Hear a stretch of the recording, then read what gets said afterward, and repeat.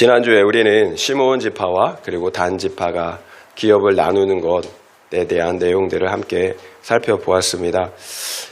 시므온 지파와 단 지파가 기업을 나누어 받았는데요. 그런데 문제는 어떤 형태로든지 이 두 지파가 종국에 가서는 분배받은 기업을 어떻게 해요? 잃어버렸다라는 거죠. 그 이유가 무엇이었나요? 하나님과의 관계에 문제가 있었기 때문이에요. 그래서 그 증상들이 나타났는데 영적으로 게으름으로 나타났죠. 갈망이 없어요. 하나님의 나라에 대한 갈망이 없습니다. 그러니까 그 안에 또 많은 증상들이 나타나는데 혈기와 분노로 사람들을 판단하고 죽이는 거예요. 그리고 음행과 육적인 음행과 또 영적인 음행, 우상숭배의 그 죄의 열매들을 맺게 되온 것입니다. 여러분, 하나님과의 관계에 문제가 생기니까 이런 죄의 증상들이 나타나는 거예요. 그리고 종국에 가서는 분배받은 기업을 다 잃어버리고 말았습니다. 여러분, 믿기만 하면 무조건 구원이 아니에요. 구원에서 제외될 수가 있어요. 시므온과 단 지파가 그 사실을 분명하게 우리에게 보여주고 있습니다. 이것이 성경이 우리에게 계속해서 일관되게 가르쳐주고 있는 교훈, 가르침이에요. 하나님과의 그 관계가 깨어지면 영원한 천국 기업을 잃어버린다라는 거예요. 죄사함의 결과, 구원의 결과는 반드시 임마누엘, 하나님의 함께하심으로 나타나기 때문이에요. 여러분, 우리를 구원하신 최종 목적이 무엇입니까? 하나님이 우리와 함께하시기 위해서 우리를 구원하신 거예요. 깨어진 관계를 회복하고 우리와 함께하는 것, 우리와 사귐을 갖는 것, 이것이 우리 구원의 최종 목적이라는 거예요. 그런데 우리가 구원받았는데 하나님과의 관계가 없어요. 그럼 문제가 있는 거죠. 그래서 우리의 믿음은 지식과 관념이 돼서는 안 된다는 거예요. 실제로 하나님과 동행하는 믿음이 돼야 돼요. 하나님을 기뻐하는, 그 기쁨이 있는 기뻐하는 믿음이 돼야 된다는 거예요. 그래야 나를 죽음으로 이끄는 수많은 죄의 욕망들, 그리고 세상의 유혹들을 이겨낼 수가 있어요. 여러분, 지식과 관념의 믿음은 힘이 없어요. 그래서 매번 넘어지는 거예요. 하나님이 함께 하시는 믿음, 그 하나님을 기뻐하는 믿음만이 이 세상의 유혹을 이길 수가 있다는 거예요. 여러분, 그래야 천국 기업, 우리에게 이미 허락하신 그 천국 기업을 지킬 수가 있어요. 그리고 더욱 풍성하게 누릴 수가 있습니다. 이것이 시므온 지파와 단 지파를 통해서 우리에게 말씀하시는 분명한 교훈이었어요. 오늘 본문의 말씀은 땅 나누기를 다 마친 후에 여호수아에게 그 땅을 기업으로 주는 내용이에요. 오늘 여호수아의 그 리더십을 통해서, 그리고 땅을 분배한 그 원칙을 통해서 과연 하나님의 마음은 무엇이었는가 우리가 함께 살펴보고 은혜를 나누면 좋을 것 같습니다. 읽었던 본문 49절 51절까지 다시 한번 읽도록 하겠습니다. 이스라엘 자손이 그들의 경계를 따라서 기업의 땅 나누기를 마치고 자기들 중에서 눈의 아들 여호수아에게 기업을 주었으니 곧 여호와의 명령대로 여호수아가 요구한 성읍 에브라임 산지 딥나세라를 주매 여호수아가 그 성읍을 건설하고 거기 거주하였더라. 제사장 엘르아살과 눈의 아들 여호수아와 이스라엘 자손의 지파들이 실로에 있는 회막문 여호와 앞에서 제비 뽑아 나눈 기업이 이러하니라. 이에 땅 나누는 일을 마쳤더라. 말씀드린 것처럼 이스라엘 자손들이 땅 나누기를 마친 후에 여호수아에게 기업을 주었어요. 여호수아가 요구한 성읍 에브라임 산지 딥나세라를 주매 여호수아가 그 성읍을 건설하고 거기에 거주하였다고 합니다. 여러분, 무엇을 알 수가 있습니까? 12지파의 땅 나누기를 모두 마친 후에 가장 마지막으로 우리 여호수아에게 기업을 주었다라는 거예요. 마지막으로 여호수아가 기업을 분배받았다라는 거예요. 이것이 사명을 감당하는 지도자의 자세예요. 여호수아는 자신의 사사로운 이익보다 12지파에게 기업을 나누어 주는 사명이 더 중요하였어요. 그래서 맨 마지막에 자신의 기업을 받은 것입니다. 그러나 우리는 이렇게 얘기할 수도 있어요. 여호수아는 자신이 원하는 좋은 성읍을 받지 않았냐? 아니에요. 에브라임 산지를 주매 여호수아가 그 성읍을 건설했다고 말하고 있어요. 그러니까 여호수아가 요구한 산지는 이미 잘 건설된 성읍이 아니었다라는 거예요. 성읍이 없던 산지에 성읍을 새롭게 건설한 것입니다. 결국 여호수아는 모든 지파들에게 기업을 분배한 후에야 자신의 기업을 요구하였을 뿐만 아니라 그 기업조차도 자신이 직접 성읍을 건설해야 하는 그런 산지를 요구했다라는 거예요. 절대로 자신의 욕심과 사리 사욕을 따라서 기업을 구하지 않은 것입니다. 여러분 생각해 보세요. 여호수아가 없었다면 과연 이스라엘 백성들이 가나안 땅을 기업으로 차지할 수 있었으며 또 그 기업을 공평하게 나눌 수가 있었겠습니까? 가나안 땅 정복, 그 선두에는 항상 여호수아가 있었어요. 그 노구의 몸으로도 앞서 나가서 전쟁을 이끌었다라는 거예요. 그리고 땅을 분배하는 과정에서도 항상 여호수아가 있었어요. 요셉 자손처럼 자신들의 기업에 대한 불만을 표하는 자들에게는 내가 큰 권능을 가졌으니 스스로 개척하라며 권면해 주었어요. 또 영적 게으름으로 기업 얻기를 미루고 있었던 7지파에게는 언제까지 앉아있겠느냐며 책망하고 독려하여서 결국은 기업을 얻게 하였다라는 거예요. 이처럼 여호수아는 사사로운 자신의 욕심보다 언제나 이스라엘이 기업을 얻도록 최선을 다했습니다. 그래서 책망하고 또 때로는 권면하고 또 때로는 위로도 했던 것입니다. 절대로 자신의 유익을 위한 것이 아니었어요. 여러분 이것이 지도자 리더의 자세예요. 영육의 자녀들로 천국 기업을 얻고 누리게 하는 것입니다. 절대로 이 세상의 행복, 기복을 얻게 하는 것이 아니에요. 그래서 영적 지도자는 성도들이 날마다 말씀 앞에 나아가 거룩과 구원을 이룰 수 있도록 권면하고 양육해야 합니다. 그렇지 않으면 어떻게 될까요? 시므온 지파, 단지파처럼 되는 거예요. 이미 얻었지만 그 기업을 얻을 수도 없지만 이미 얻었어도 어떻게 해요? 그 얻은 천국 기업을 잃어버릴 수가 있다라는 거예요. 여러분 영원한 기업을 잃어버리는 것보다 여러분 더 비참한 일이 어디 있겠습니까? 여러분 다른 거 없어도 영원한 기업이 있다면 여러분 기뻐해야 돼요. 감사해야 합니다. 여러분 그냥 얻은 게 아니에요. 가장 소중한 것을 주고 얻었잖아요. 예수님의 피값으로, 하나님의 피값으로 우리가 영원한 생명, 천국 기업을 얻은 거예요. 그러나 사탄과 거짓 선지자들은 먹음직도 하고 보암직도 한 이 세상의 선악과를 바라보게 해요. 그래서 이 세상을 사랑하게 한다라는 거예요. 그래서 천국 기업으로부터 떠나가게 해요. 여러분 대놓고 그렇게 하지 않아요. 여러분 미국 텍사스에 레이크우드 교회가 있습니다. 매주 5만 명이 모인대요. 대형 교회예요. 그 교회 담임 목사가 바로 조엘 오스틴이에요. 긍정의 힘을 쓰신 분이에요. 저도 그 책을 읽어봤어요. 그분의 설교를 들어보면 너무 좋아요. 내가 생각하는 대로 하나님께서 다 이루어주신다라고 얘기해요. 긍정적으로 생각하고 노력하면 하나님께서 내가 원하는 모든 축복을 주신다라고 설교합니다. 그래서 그런지 미국에서 가장 많은 사람들이 모이는 교회가 되었어요. 문제는 그것이 진리냐는 거예요. 진리. 그분이 선포하는 그 설교가 말씀이 진리냐는 거예요. 이분의 부인이 있거든요. 그런데 이 부인도 그 교회의 공동 목사예요. 그러니까 남편과 부부가 그 교회의 목사인 거죠. 이 여자 목사님이 어떤 말을 했느냐면 예배는 하나님을 위한 것이 아니라 나를 위한 것이라고 얘기를 하더라고요. 왜 그랬을까요? 우리가 기뻐하고 행복할 때 하나님도 기뻐하신다라는 거예요. 그래서 예배가 하나님을 위해서 있는 것이 아니라 나를 위해서 있다라고 이렇게 얘기하더라고요. 우리가 선을 행하는 것도 마찬가지라는 거예요. 하나님이 아니라 나를 위해서 해야 된다라는 거예요. 왜 그럴까요? 우리가 복을 받을 때 하나님께서 기뻐하시기 때문에 그래서 나를 위해서 선을 행해야 된다라는 거예요. 그러니까 성도들이 막 박수를 쳐요. 여러분 목사는 성도들이 원하는 얘기를 해주고 또 성도들은 그런 목사님을 좋아해요. 그래서 미국 내 최고의 교회가 되었어요. 그러면 하나님이 보실 때도 그 교회가 최고의 교회일까요? 교회일까요? 이 목사님은 죄에 대해서 전혀 얘기하지 않아요. 기분 나빠하는 얘기를 전혀 하지 않아요. 하나님은 오직 너희를 축복하기 위해서 존재하신다고만 말해요.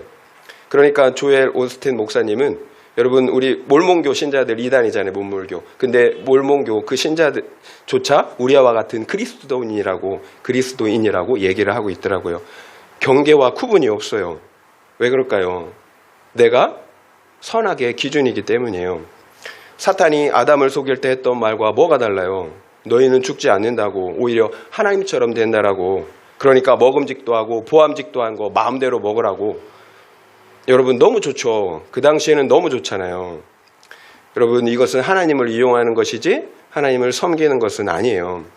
여러분 암에 걸린 환자에게 너는 암이 아니라고, 죽지 않는다라고 얘기해요. 그럼 어떻게 되겠어요? 기분 좋게 죽는 거죠. 결국 죽는 거잖아요. 기분은 좋은데 죽어요. 여러분 속으면 안 돼요. 하나님은 사랑의 하나님이세요. 그러나 사랑의 하나님이라고 무조건 우리의 죄를 용납하신다라는 의미가 아니에요. 오히려 우리의 죄를 용서하신다라는 거죠. 치유하신다라는 거예요. 우리의 죄된 몸을, 암과 같은 죄된 몸을 치유하신다라는 거지, 용서하신다라는 거지, 용납하신다라는 게 아니에요. 그래서 우리를 어떻게 용서하시고 치유하시고 구원하시겠다라는 거예요. 그래서 영원한 선물을 우리에게 주시겠다라는 것입니다. 값이 있어요. 그래서 사랑의 하나님인 거지, 우리의 모든 죄를 있는 그대로 용납해 주시기 때문에 사랑의 하나님이 아니세요. 그래서 십자가의 값을, 자신의 생명의 값을 치르신 거잖아요. 성경이 말씀하시는 자유와 풍요는 절대로 이 땅의 물질적인 자유와 풍요가 아니에요. 영적인 풍요와 자유예요. 십자가에서 나의 죄를 대속하신 예수 그리스도, 그 하나님이 나의 구원, 나의 기쁨, 나의 힘이 되는 거예요. 그래서 어떤 고난과 환경 가운데 있을지라도 그것들이 문제가 되지 않는 거예요. 바울과 실라가 복음을 전하다가 매를 맞고 빌립보 감옥에 갇혔습니다. 그런데 그날 저녁에 어떻게 해요? 하나님을 찬양해요. 기도했다라는 거예요. 복음을 전하다가 매를 맞고 감옥에 갇혔어요. 그런데 하나님을 찬양해요. 그리고 기도합니다. 그 안에 내 죄를 대속하신 예수 그리스도, 하나님이 나와 함께 하시기 때문이에요. 그 하나님이 나의 기쁨의 이유가 되기 때문입니다. 그래서 어떤 상황, 어떤 형편 가운데 있을지라도 자유하고 평안할 수가 있어요. 그 상황을 인내할 수가 있다라는 거예요. 이것이 하나님이 우리에게 주시길 원하시는 진정한 자유와 평화로움이에요. 죄로부터의 자유예요. 죽음으로부터의 자유예요. 그래서 이 세상에 고난과 이 세상의 유혹을 싸워서 믿음으로 승리할 수가 있는 것입니다. 여러분 어떤 목회자, 여러분 어떤 교회를 원하십니까? 예수 믿으면 구원받았으니까 이제 내가 원하는 대로 마음대로 살라고 하는 목회자입니까? 아니면 내 죄를 보며 거룩과 구원을 이뤄가라고 건면하는 목회자입니까? 여러분 한번 생각해 보세요. 저도 좋은 말 해주는 목회자가 좋아요. 그러나 어떤 것이 유익하고 나를 살리는 것인지 우리가 어른이면 잘 분별할 수가 있을 것입니다. 여러분 그러나 지도자는 말만 해서는 안 돼요. 그것으로 충분하지 않아요. 여호수아처럼 항상 앞서서 삶으로 보여줄 수 있어야 합니다. 하나님께서 약속하신 하나님의 나라는 지식이 아니라 우리의 삶이기 때문이에요. 삶의 실제, 하나님의 나라는 우리의 마음에 먼저 임하지만 우리의 삶에 동일하게 실제로 나타나기 때문이에요. 오늘날 한국교회 그리고 많은 성도들의 문제가 무엇일까요? 여러분 말은 참 잘해요. 성경 지식도 많이 알고 있어요. 그런데 손과 발이 없어요. 알기만 하지 살아내는 힘이 없다라는 거예요. 마치 머리는 엄청 커다란데 손과 발이 없는 기형과 같은 모습이라는 거예요. 그러니까 하나님은 우리를 하나님의 형상을 보여주는 하나님의 영광의 통로로 부르셨는데 오히려 우리는 그 영광의 통로가 아니라 세상 사람들의 지탄의 대상이 되고 있다는 거예요. 여러분 이것은 수많은 여론조사를 통해서 또 우리의 모습을 통해서 부인할 수 없는 사실이에요. 만약 예수님께서 제자들에게 너희는 서로 사랑하라고 말씀하시고 자기 자신은 정작 십자가를 지지 않았다라고 한번 생각해 보세요. 그럼에도 제자들이 예수님을 믿고 따랐겠습니까? 자기 생명을 내어주는 데까지 예수님을 따를 수가 있었겠어요? 여러분 예수님은 말만 하지 않으셨잖아요. 자기 생명을 내어주심으로 자기의 말을 증명했어요. 그래서 제자들 역시 자신의 삶을 걸고 예수 그리스도를, 그 복음을 전할 수가 있었던 것입니다. 여러분 그래서 우리의 믿음과 신앙생활은 예수님처럼 삶으로 보여줄 수 있어야 합니다. 그래야 하나님도 인정하실 수가 있고요. 그리고 다른 사람들도 그 신앙을 인정할 수가 있어요. 제가 잘해서 이런 얘기를 하는 게 아니잖아요. 여러분도 보아서 알 수 있듯이 저도 잘 못해요. 그러나 우리가 알아도 못하는데 모르면 어떻게 되겠습니까? 소망이 없잖아요. 아예 모르면. 그래서 제가 부단히 올바른 방향을 알려드리려고 말씀을 드리는 거예요. 그리고 저 역시 부단히 잘 안 되지만 그 은혜의 자리, 말씀과 기도의 자리, 순종의 자리로 나아가려고 애를 쓰고 있습니다. 그래야 저도 여러분도 쉽지 않지만 올바른 방향으로 나아갈 수가 있기 때문이에요. 그렇다면 여호수아는 어떻게 솔선수범하는 그런 삶을 살 수가 있었을까요? 그래서 12지파에게 기업을 분배하는 그 엄청난 사명을 감당할 수가 있었을까요? 제가 계속 말씀드리는 것처럼 그 원리는 간단해요. 여호수아서 1장 8절 말씀이에요. 제가 읽어드릴게요. 이 율법책을 내 입에서 떠나지 말게 하며 주야로 그것을 묵상하여 그 안에 기록된 대로 다 지켜 행하라. 그리하면 내 길이 평탄하게 될 것이며 내가 형통하리라. 하나님께서 여호수아를 이스라엘의 모세를 대신한 그 지도자로 세우면서 말씀하셨어요. 이렇게 하면 내가 형통할 거야. 여호수아는 이 하나님이 말씀하신 이 명령을 그대로 지켜 행한 거예요. 그래서 형통할 수 있었고 이스라엘 백성들에게 가나안 땅을 기업으로 나눠주는 사명을 감당할 수가 있었던 것입니다. 율법을 그 입에서 떠나지 않게 하였습니다. 주야로 그 율법을 묵상하였고 또 그 안에 기록된 대로 다 지켜 행하였어요. 이것이 여호수아가 형통하였던 이유였어요. 제가 수도 없이 반복해서 말씀드렸던 내용이에요. 여러분 특별한 것도 복잡한 것도 없어요. 여러분 너무나 쉽잖아요. 여러분 다 알고 있는 내용이에요. 그런데 이 쉬운 것이 여러분 왜 그렇게 안 될까요? 여러분 그냥 이 간단한 말씀을 우리가 그대로 따라 살면 되거든요. 그러면 형통하고 사명을 감당할 수가 있어요. 그런데 이 간단한 것이 안 돼요. 여러분 왜 내 삶은 내 인생은 이 모양 이 꼴이냐고 원망하고 불평해서는 안 됩니다. 우리가 하나님께 대하여 원망하기 이전에 먼저 내 삶을 돌아봐야 하는 거예요. 내 입에서 이 율법책을 떠나지 않도록 주야로 묵상하셨나요? 그리고 그 가운데 기록된 대로 다 지켜 행하셨습니까? 만약 그렇지 않다면 원망하고 불평해서는 안 된다는 거예요. 여러분 내 안에 생명이 없는데 이 땅의 형통이 뭐가 중요하겠어요? 하나님 보실 때 내 안에 생명이 없는데 하나님께서 우리가 원하는 형통함을, 이 육신의 형통함을 주실 수가 없는 거죠. 우리를 사랑한다면, 사랑하지 않는다면 마음대로 주겠죠. 그 설탕을 먹고 당뇨병에 걸려 죽으면 안 되잖아요. 우리 죄가 해결돼야 되는데 그냥 내 몸의 병을 생각하지 않고 마음대로 먹으면 어떻게 됩니까? 죽잖아요. 여러분 하나님께서 약속하신 축복은 우리가 그 언약 안에 거할 때예요. 여러분 하나님 무조건 축복해 주신다고 말씀하지 않았어요. 언약 안에 거할 때 우리에게 축복해 주신다고, 우리에게 생명 주신다고 말씀하셨어요. 결국 내가 왜 천국 기업을 얻고 누리지 못합니까? 또 내가 왜 우리 영육의 자녀들에게 천국 기업을 나눠주는 사명을 감당하지 못합니까? 여러분 간단하죠. 내가 말씀을 멀리했기 때문이에요. 말씀을 묵상하지 않았기 때문이에요. 그 안에 기록된 대로 지켜 행하지 않았기 때문이에요. 그러니까 우리 영육의 자녀들도 보고 배운 대로 나처럼 신앙생활을 하는 거예요. 그러나 이제부터라도 다시 시작하면 됩니다. 여러분 늦은 건 없어요. 지금부터라도, 오늘부터라도 다시 시작하시면 돼요. 말씀 묵상이 기본이에요. 말씀 묵상부터 여러분 시작해야 합니다. 말씀 묵상 없이 어떻게 그 하나님의 말씀을 우리가 알 수 있고 또 믿고 누리고 살아가겠어요. 여러분 원리는 간단해요. 말씀 묵상이 깊어지는 거예요.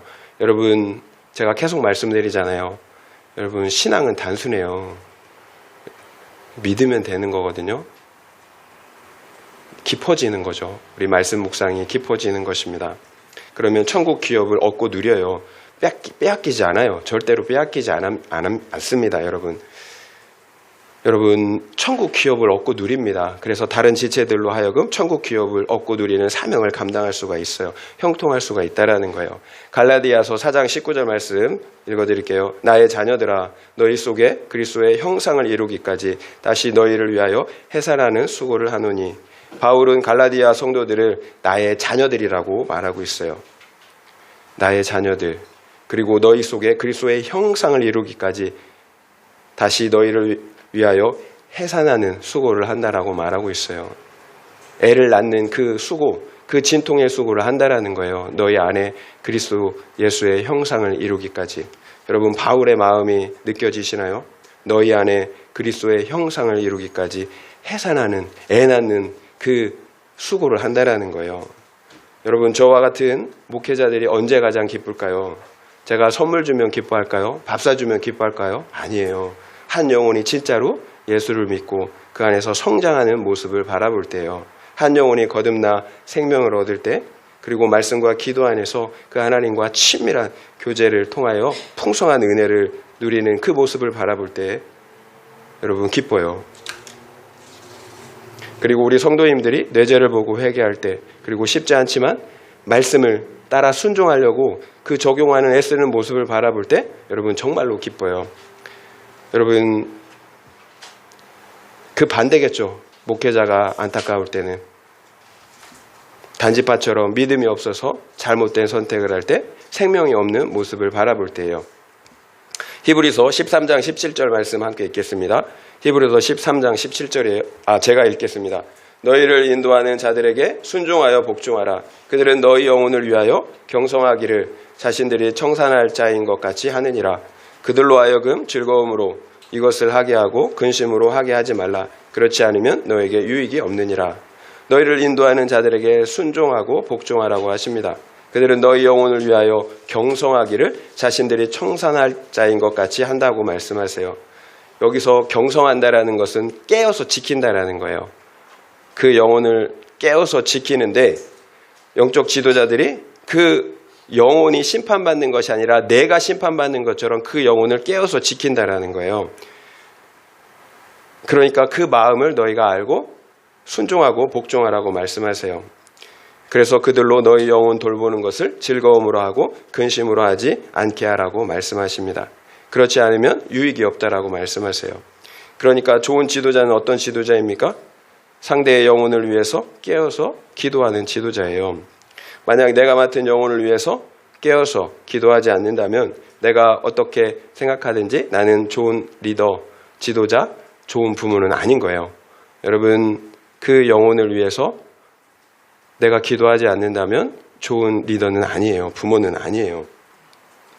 좋은 리더, 부모는 상대방의 영혼을 위해서 마음을 쏟아요. 그래서 육적인 형통이 아니라 영적인 형통을 위해서 기도한다는 거예요. 그 영혼이 하나님과 멀어질 때는 마음이 아프고요. 반대로 하나님과 가까워질 때, 그래서 풍성한 생명을 얻고 누릴 때 기뻐합니다. 자신의 일처럼 기뻐해요. 여러분, 그러면 나는 어떤 리더, 어떤 부모인 것 같습니까? 적용 질문 드릴게요. 첫 번째 적용 질문이에요. 나는 나의 영육의 자녀들의 거룩과 구원을 위하여 얼마나 깨어서 기도하십니까? 그렇지 않다면 그 이유가 무엇인 것 같습니까? 한번 생각해 보시기 바랍니다. 나는 나의 영육의 자녀들의 거룩과 구원을 위하여 얼마나 깨어서 기도하십니까? 그렇지 않다면 그 이유가 무엇인 것 같습니까? 한번 생각해 보시기 바랍니다. 12지파의 기업 분배를 보면 공통된 하나의 큰 특징이 있어요.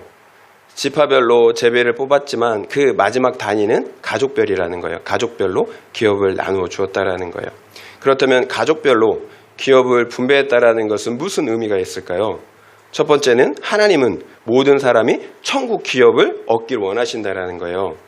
가족대로 기업을 나누어 주었다라는 것은 모든 사람에게 기업을 나누어 줬다라는 것을 의미한다라는 거예요.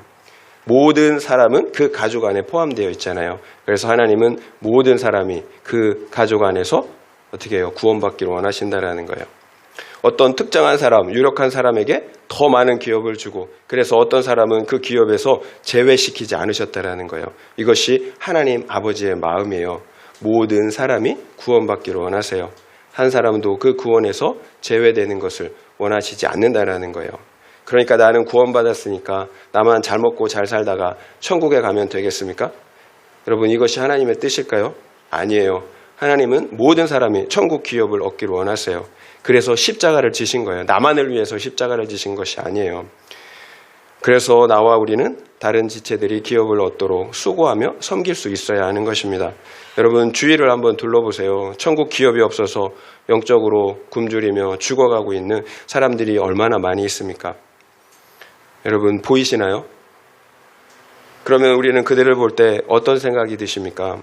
여전히 내 문제, 나의 행복, 나의 성공만이 더 중요하지는 않습니까? 여러분 수많은 사람들이 영적으로 죽어가고 있어요. 그런데 여전히 내 문제가 더 커서 힘들어하고 있지는 않습니까? 그렇다면 그것은 하나님의 마음은 아니에요. 하나님은 죽어가는 영혼들이 돌아와 사는 것을 원하세요. 그러면 어떻게 해야 합니까? 그들이 기업을 얻도록 우리가 하나님의 마음을 가지고 도와줘야 합니다. 그래서 천국 복음을 전할 수 있어야 하는 거죠. 유다 지파를 보세요. 그의 형제 시몬에게 기업을 나눠주고 있어요. 그 이유가 무엇입니까? 내가 가진 기업이 많기 때문이에요. 영적인 영역에서도 이 세상의 법칙이 그대로 적용이 되고 있어요. 광에서 인심이 나는 거예요. 내가 없는 천국 기업을 어떻게 나눠줄 수가 있겠어요? 결국 내가 먼저 기업을 얻고 누려야 하는 것입니다. 그것도 풍성하게 얻고 누려야 합니다. 그래야 그 기업을 나눠줄 수가 있어요. 나눠주는 사람들은 그 안에 기업을 풍성하게 얻고 누리고 있기 때문에 나눠줄 수가 있는 거예요. 내가 천국 기업을 얻고 누릴 때 한 가지 변화가 나타나요. 바로 십자가를 지시기까지 나와 우리를 사랑하신 하나님 아버지의 마음을 갖게 된다는 거예요. 제가 언젠가 말씀드렸죠. 저는 그렇게 이타적인 사람이 아니에요. 그런데 제가 북한에 가려고 했었습니다. 그 사람들을 도와주려고 어떤 모습이든 복음을 전하려고 제가 북한에 가려고 했었던 적이 있었다라는 거예요. 여러분 그 이유가 무엇인지 아십니까? 말씀드렸던 적이 있어요. 하나님 아버지께서 당신의 마음을 성령 안에서 제 마음에 부어주셨기 때문이에요. 하나님께서 북한과 중국에 있는 영혼들을 바라보시는데 얼마나 불쌍히 바라보시는지 정말 찢어지는 그 마음으로 그 고통으로 바라보고 계셨어요. 결국 그 긍휼과 사랑으로 나를 위해 그 동일한 그 긍휼하신 마음으로 나를 위해서도 십자가를 지신 거예요. 그 마음을 알게 되니까 북한에 가야 되겠다. 그 영혼들을 위해서 복음 전하는 삶을 살아야겠다. 이런 마음이 절로 드는 거예요. 여러분 누가 시켜서 할 수 있는 일이 아니잖아요.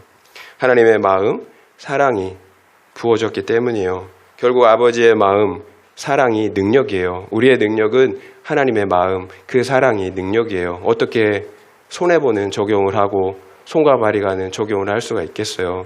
하나님의 마음, 사랑이 우리 안에 부어졌기 때문이죠. 그 사랑의 힘으로 가능한 거예요. 하나님이 그 사랑의 힘으로 십자가를 지신 것처럼 희생하신 것처럼 수고하신 것처럼 우리 역시 동일하게 하나님의 마음이 그 사랑이 부어질 때만 여러분 우리가 희생할 수가 있어요. 섬길 수가 있습니다. 우리 자녀들을 위해서 여러분 왜 희생하고 헌신하십니까? 내 것을 주어도 아깝지 않은 존재가 우리 자녀들이잖아요. 왜 그렇습니까? 사랑하니까 그런 거죠. 아깝지 않은 거예요. 그래서 희생하면서도 그래서도 기뻐할 수가 있는 것입니다. 다른 이유가 없어요. 그 안에 사랑이 있기 때문이에요. 결국 우리가 왜 다른 영혼들을 위해 희생하고 헌신하지 못하겠습니까? 왜 생색이 나겠습니까? 그 안에 하나님 아버지의 마음, 사랑이 없기 때문이에요. 여러분 말씀을 순종하는 것 역시 마찬가지예요. 우리는 하나님의 언약의 말씀을 지켜야 합니다. 그런데 그 순종이 의무감으로 되던가요? 안 되잖아요. 죽었다 깨어나도 말씀대로 살 수가 없어요. 그래서 하나님의 사랑이 우리 안에 부어져야 합니다. 그러면 어렵지 않게 말씀을 순종할 수가 있어요. 그래서 기독교는 윤리, 도덕이 아니라는 거예요. 의무감으로 또 노력해서 될 일이 아니에요. 오직 은혜로만 복음의 능력으로만 되기 때문이에요. 회개하고 거듭날 때 그래서 성령의 통치가 우리 안에 이루어질 때 하나님의 사랑이 부어져요. 그래서 말씀대로 살 수가 있는 것입니다. 여러분 절대로 의무감으로 안 돼요. 윤리 도덕 아니에요. 은혜가 임해서 내가 다시 살아나서 하나님의 사랑이 부어져서 그 은혜의 힘으로 사랑의 능력으로 우리가 여러분 말씀을 순종할 수가 있는 것입니다. 결국 왜 죽어가는 영혼들을 바라보면서도 긍휼한 마음이 없다고요? 내 영혼이 가난하기 때문이에요. 여러분 내 영혼의 가난함을 여러분 직시해야 합니다. 내 영혼의 가난함을 바라볼 수 있어야 된다는 거예요. 내 영혼을 만족해 하는 하나님의 용서와 은혜, 사랑이 없기 때문이에요. 그래서 내가 먼저 이미 임한 하나님의 나라를 얻고 누려야 한다는 것입니다. 하나님의 마음, 그 사랑은 성령 안에서만 우리 안에 부어지기 때문이에요. 그래서 사도행전은 우리에게 엄청난 가르침을 주고 있어요. 사도행전 1장 8절 말씀, 공교롭게도 다 1장 8절이네요. 여호수아 1장 8절. 오직 성령이 너에게 임하시면 너희가 권능을 받고 예루살렘과 온 유대와 사마리아 땅끝까지 이르러 내 증인이 되리라 하시니라. 오직 성령이 너에게 임하면 권능을 받고, 여러분 우리가 왜 힘이 없고 권능이 없고 사랑이 없습니까? 오직 성령이 너에게 임하시면, 이 말씀이 우리에게 이루어지지 않았기 때문인 거죠. 오직 성령이 임할 때만 땅끝까지 이르러 기업을 나누어 줄 수가 있다라는 거예요. 하나님의 마음, 하나님의 사랑이 권능으로 우리 안에 부어지기 때문이에요. 그렇다면 어떻게 해야 합니까? 예수님은 제자들에게 그래서 예루살렘을 떠나지 말고 약속하신 성령이 오시기까지 기다리라고 말씀하셨어요. 그 말씀대로 초대교회 성도들은 순종했죠. 함께 모여 오로지 기도하기를 힘썼어요. 그러자 약속하신 성령이 임하셨어요.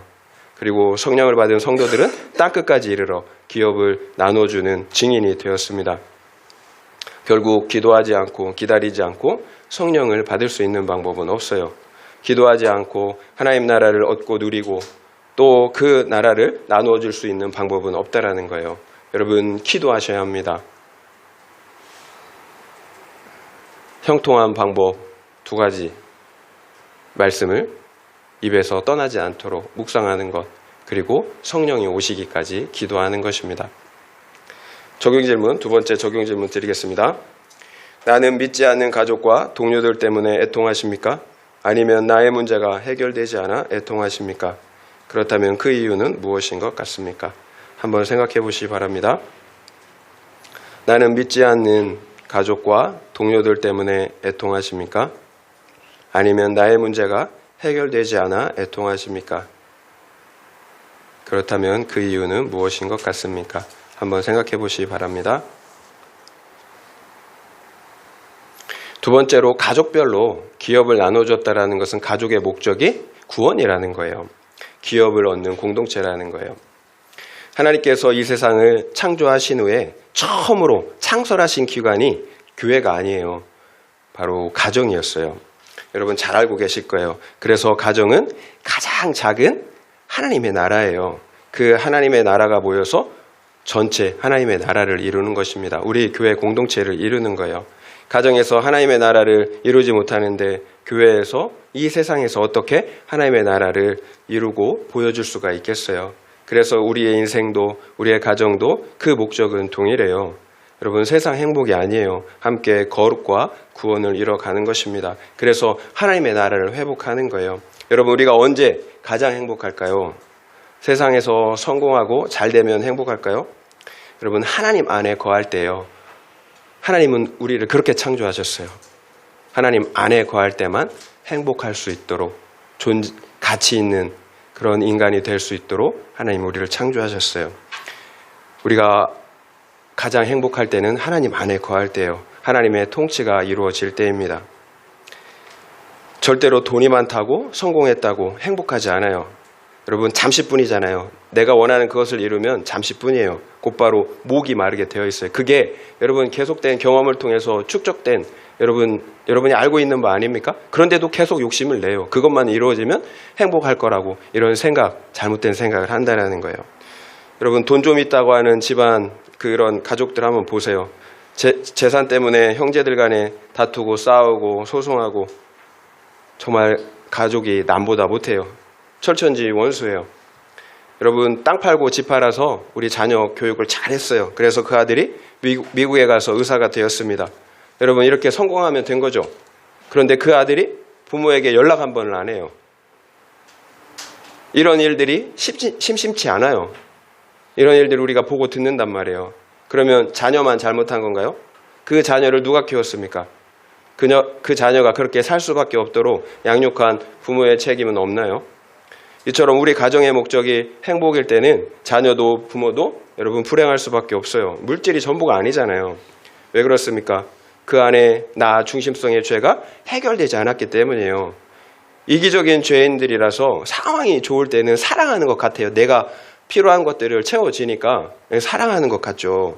그런데 상황이 나빠지면, 그래서 내 뜻대로 되지 않으면 곧바로 원망이 올라와요. 부모 탓하고 또 형제 자매 탓하고 자녀 탓하고 이 원망이 시작돼요. 여러분, 저는 막 그렇게 되려고 하더라고요. 뭔 일이 있으면 여러분, 말씀의 기준을 가지고 하지 않으면 막 원망이 막 사로잡아요.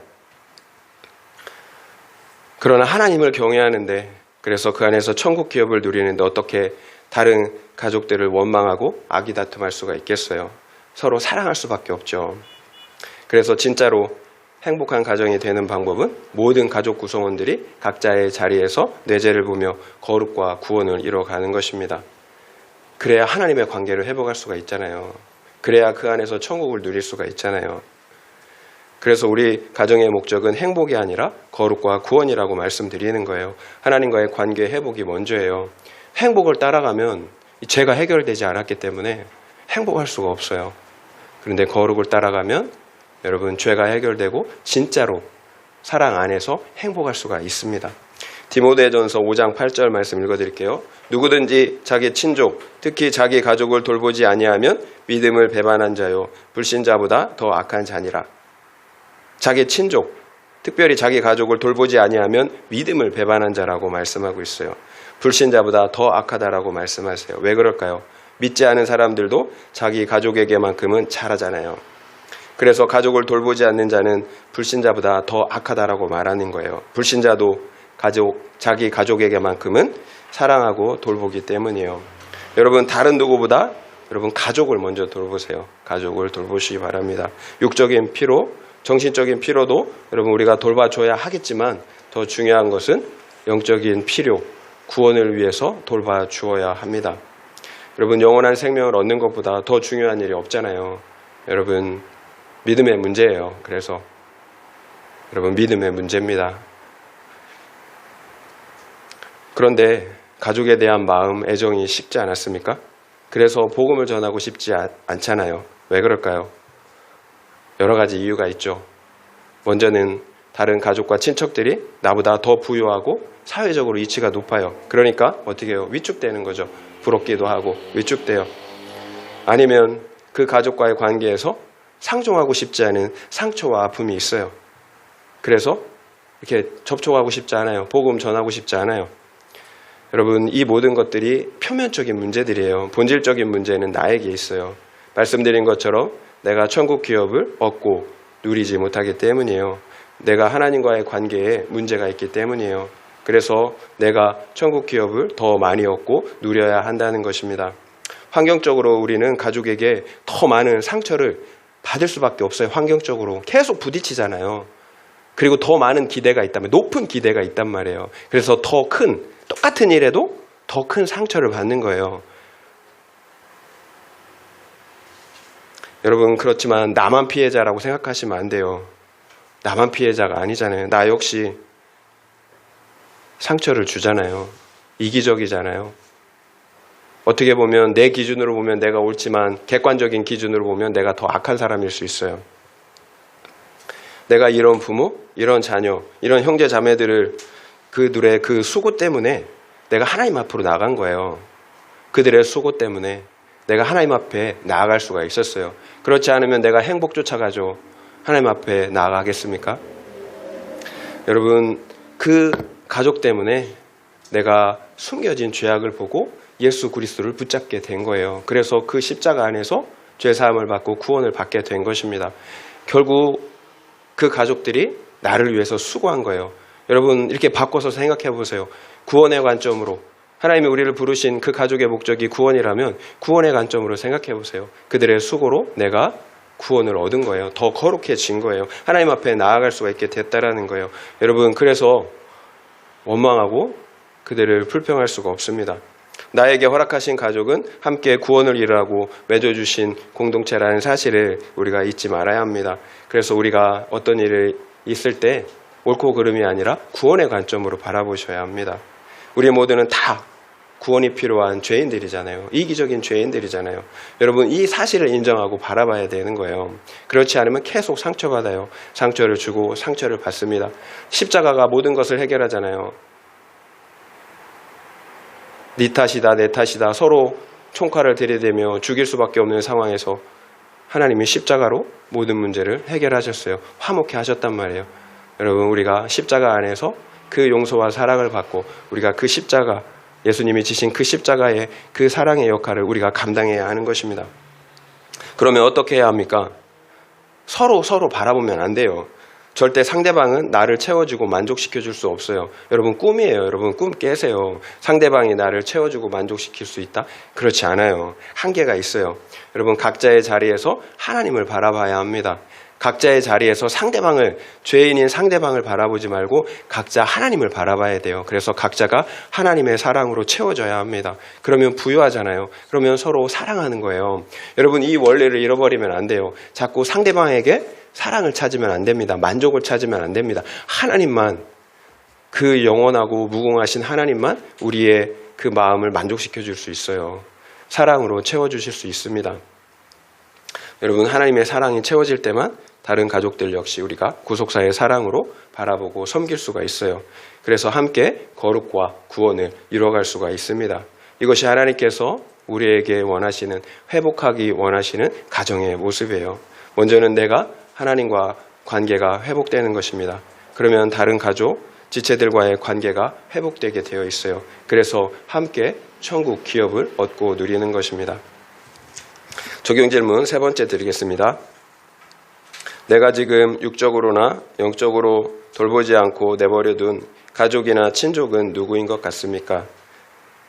그 이유는 무엇인 것 같습니까? 한번 생각해 보시기 바랍니다. 내가 지금 육적으로나 영적으로 돌보지 않고 내버려둔 가족이나 친족은 누구인 것 같습니까? 그렇다면 그 이유는 무엇인 것 같습니까? 한번 생각해 보시기 바랍니다. 말씀을 마무리하겠습니다. 마침내 이스라엘은 가나안 땅 기업 분배를 마쳤어요. 그런데 그 기업 분배에 대원칙이 있었습니다. 가족별로 제비를 뽑아 기업을 나누어 주었다라는 거예요. 무엇을 알 수가 있었습니까? 하나님은 모든 사람이 기업 얻기를 원하신다라는 거예요. 한 사람도 빠짐없이 구원받길 원하신다는 것입니다. 여러분, 이것이 하나님의 마음이에요. 그래서 하나님께서 친히 십자가를 지신 것입니다. 또 그래서 성령을 보내주셔서 각 사람들이 천국 기업을 얻고 누릴 수 있도록 해주신 거예요. 십자가의 용서와 사랑 안에서 천국 기업을 얻고 누리게 해주신 것입니다. 이처럼 우리의 가족은 함께 천국 기업을 얻고 누리라고 불러주신 구원의 공동체예요. 절대 이 땅의 행복을 위한 공동체가 아닙니다. 여러분, 앞서도 말씀드린 것처럼 아이러니가 있어요. 행복을 위해 살면 절대로 행복할 수가 없어요. 그러나 거룩을 위해 살면 행복해질 수 있습니다. 왜 그렇습니까? 우리 안에 해결되지 않은 죄가 있기 때문이에요. 그 죄를 가지고서는 결코 행복할 수가 없어요. 각각의 가족 구성원들이 자신들의 죄를 보며 거룩과 구원을 이뤄갈 때 하나님의 나라를 기업으로 얻고 누리게 됩니다. 그래서 행복할 수가 있는 거예요. 성령 안에서 각자가 십자가의 용서와 사랑을 경험하기 때문이에요. 하나님의 용서와 사랑으로 심령이 채워지기 때문이에요. 그 하나님의 마음, 구속사의 사랑으로 상대방을 사랑하는데 행복하지 않을 수가 있겠어요? 하나님의 나라가 이루어지지 않을 수가 있겠습니까? 이것이 하나님께서 우리 가정 안에서 또 공동체 안에서 회복하고자 하시는 하나님의 나라의 모습이에요. 하나님의 사랑을 받아 그 사랑으로 다른 가족, 다른 지체들을 사랑하는 것입니다. 내 사랑 아니에요. 하나님의 사랑으로, 그 사랑을 받아 그 사랑으로 다른 지체를 사랑하는 것. 이것이 하나님께서 우리 안에 이루시길 원하시는 하나님의 나라입니다. 이런 은혜가 우리 모두에게 있기를 예수님의 이름으로 축원드립니다.